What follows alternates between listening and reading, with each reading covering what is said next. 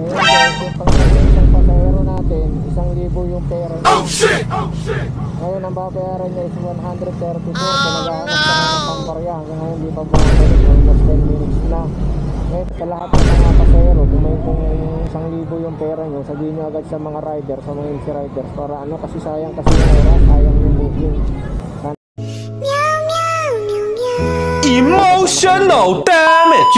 Ako si Marlon, isang sundalo at certified MC taxi rin gaya mo. Hindi man ako gwapo at mayaman, pero madiskarte sa buhay para sa pamilya. Kumain nga muna ako bago bumiyahe at ang una sa lahat ay ang panalangin upang gabayan niya ako sa aking mga biyahe. At tamang pabango nga muna ako dito para amoy baby din ako sa mga pasahero ko. Ay charot. At pagkatapos ko kumain ay pinasukan rin agad ako ng una kong booking.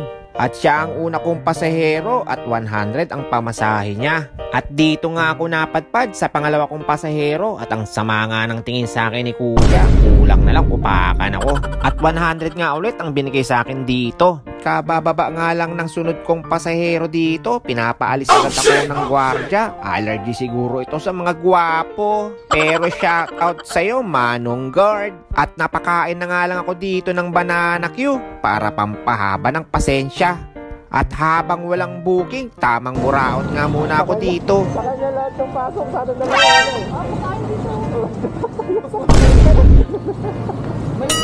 Balik ka na, kami naman.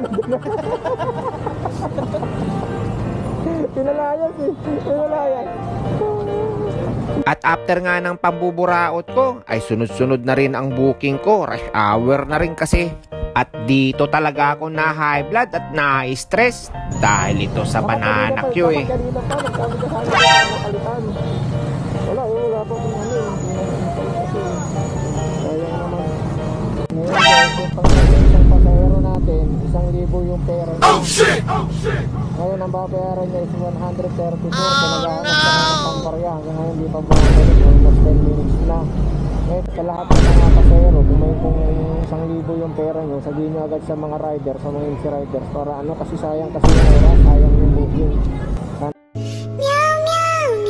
At pagkatapos nga ng sakit ng ulo, ito naman ang sunod kong pasahero, naglayas naman. Ano ba yan? Daig ko pa ang bantay bata, 163. At 120 ang pamasahe niya. Timing naman talaga, habang mainit pa ang ulo ko, nagpa-soft drinks naman ang sunod kong pasahero. Shoutout sa iyo, ma'am. 108 lang yung pamasahe niya, binigyan niya akong 250. At ito talaga ang tunay na realidad sa mga gaya kong MC Taxi, ang pagod sa gitna ng pamamasada. Si taxi, kasang ka nadadatnan ng puto, at kung anong nakita mo dyan, ito ka na rin kumakain. At inaabot na nga ako dito ng hanggang madaling araw. At mababa nga ang gapang ko dito, kaya inabot na ako ng umaga. At syempre, hindi makakalimutan ang pasalubong na burger.